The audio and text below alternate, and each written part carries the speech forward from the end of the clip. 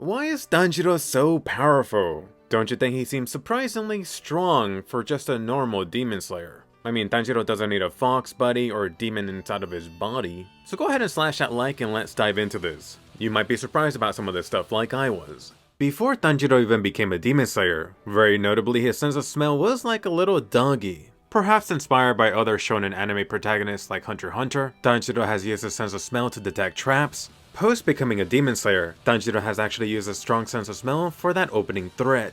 This is Tanjiro fully taking advantage of this to find an opening in his opponent. This alone is almost overpowered. And I know you're wondering, why does Tanjiro have this? Sorry, it sucks, but officially there is no explanation. Although do notice within Tanjiro's buddies, Tanjiro has a smell, Zenitsu has great hearing, Inosuke is awesome with touching, Kanao has great sight, and of course you have the taster Genya. After some more Demon Slayer training, Tanjiro is actually able to improve upon this. His sense of smell ability works even on non-living creatures. Hell, Tanjiro is even able to predict future movements. It allows him to move and have the reflexes comparable to even a Hashira. Naturally, you also do have to mention Tanjiro's super hard coconut. I mean, nothing you could do as a Demon Slayer will give you this ability. Tanjiro just has a freaking strong skull. Go Tanjiro, use Skull Bash now! He's been able to stun or just knock out opponents including demons and other Demon Slayers. And I know, for some reason people like to hate on Demon Slayer. Perhaps you might have heard people not being a fan of Tanjiro supposedly just busting out new water forms as needed. But let's not forget, Tanjiro actually underwent some strict training before even becoming an official Demon Slayer. It might have happened quickly in a montage, but for 2 whole years, Tanjiro trained his ass off. On top of this, it wasn't like Tanjiro was doing the easy One Punch Man training. He was training under an ex-Water Hashira. That's like wanting to be a computer engineer and having Elon Musk as your freaking mentor. I mean, it's often overlooked, but Tanjiro had this huge, very wonderful head start. During this time, a lot of you forget, but Tanjiro did learn 10 of the water breathing forms. Yes, I will give you that Tanjiro learned these off screen. A major reason as to why was perhaps really just to give you that wow factor later on. For the water breathing techniques, you have the first form, the water surface slash, really just a basic water cut. The second form, the water wheel, really as the name describes, although very notably Tanjiro has actually used this, just preventing himself from becoming a frigging pancake. Notably, Tanjiro even created this improved version, performing a vertical one instead of a horizontal spin. The third form, flowing dance. You got Tanjiro slicing and dancing away in this flowing manner, really just cutting everything in his path.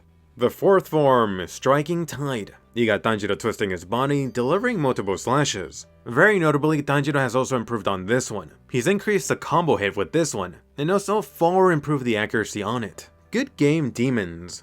The fifth form, Bliss Rain after a drought. So this move was really just made for Tanjiro. It's a way of killing your opponent with kindness, thankfully dealing almost no pain to the victim. Don't get me wrong, I'm glad this exists, but shouldn't this be like number 1 or 2? The sixth form, Whirlpool. Really, as the name suggests, you create this whirlpool in the air, really cutting anything. Very notably, it is enhanced if you're actually within water. Not even a Hashira, and Tanjiro has already combined the third and sixth form together, really just to make him that much more destructive. The seventh form, Drop Ripple Thrust. You got Tanjiro moving quickly, making this accurate stab, at the same time nullifying the impact of this incoming object. The eighth form, the Waterfall Basin. You got this vertical water flowing motion, taking advantage of the fact that you're falling downward. Oh yes, gotta love gravity. The ninth form, the Splashing Water Flow Turbulent. You really have this move that really gives you absolute freedom, allowing Tanjiro to really move without limits, which is really awesome to use in situations where it may be a sticky situation. No time to stop for too long. The 10th form, Constant Flux. Dragon, let's unleash the Water Dragon. Really my personal favorite, such an increase in raw power and strength. This feels like the perfect finishing move. Naturally, Tanjiro as a Demon Slayer does have the Total Concentration Constant, also known as a breathing that really just enhances his physical abilities. And Tanjiro may not have this hidden demon power source deep down inside, but he does have family. So let's get into it, the Sun Breathing Technique. Oh yes, I wasn't joking about family. Tanjiro just so happens to belong to the family that's been passing down this breathing style every generation. Also passing down those very lovely matching earrings. The Kamado family has actually been using this breathing style within their ritual ceremony practiced every new year. Very thankfully and conveniently, Tanjiro was able to recall back to this, his father using this breathing style to offer the fire god this dance, going non-stop from sunset till sunrise. This is often overlooked, but this is extremely important. First off, to notice that technically, Tanjiro was already exposed to the breathing techniques years before ever thinking about becoming a demon slayer. Not that he had any reason beforehand to do so.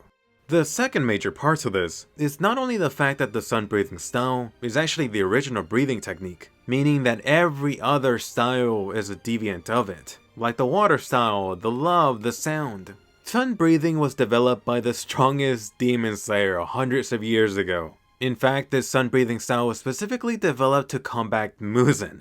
So what do you know that Michael Jackson Demon Lord picked the fight with the wrong family? So really, the latest in line has been Tanjiro's Papa. That ceremonial dance to the fire god is actually composed of the 12 different sun breathing techniques chained together. It's like Tanjiro getting spoilers for the Demon Slayer anime without even knowing it. So it really is no wonder that Tanjiro's so freaking strong. It's like inheriting this sun breathing technique from the founding titan. The original strongest Demon Slayer developed this technique to freaking take down Muzan himself. Which by extension means that Tanjiro all of a sudden has a move set that is super effective against all demons, not just Muzan. Doesn't matter whether you're a spider, lower rank demon, or an upper moon demon like freaking Daki. If you're a demon, it'll burn. At the same time, Tanjiro is not a master at this, which you know what this means, more training. And you should take this time to notice how much training Tanjiro has actually gone through. 2 years with the X-Water Hashira, some quick training at the Shinobu House, you know, the total concentration breathing. Some more quick training at the Shinobu House, this time focusing on the sun breathing technique, trying to bust that out at will. Although only for a short time, it's like a hollow mask. Tanjiro has even trained versus this robot modeled after the strongest demon slayer at the Sorsen village. Could you imagine the privilege? This makes training with the X-Water Hashira look like nothing. And then Tanjiro undergoing some Hashira trainings with the Hashira before actually trying to fight Muzan. Post Hashira training, hey, looks like Tanjiro got a love stamp, a permanent Demon Slayer mark on his forehead. So yes, that burn mark isn't just for show anymore. This buff enhanced all of Tanjiro's natural abilities, including strength, speed, reflexes. It even matches the mark of Gyorichi, the strongest Demon Slayer in existence, or that had lived. Everything you've just seen so far means that Tanjiro has not only had so much actual combat experience, he's really benefited from people who've trained him. I don't think this was the intention, but it's almost like Tanjiro has been training to become a Hashira himself. I mean, recall back to how you actually become a Hashira. You either have to kill at least 50 demons, which Tanjiro says done and done, or defeat one of the 12 demon moons. The alternative option to becoming a Hashira is to actually become one of the Tsukugo or apprentice of the Hashira. And if they so happen to disappear, dying or retiring, then you could take that seat for yourself.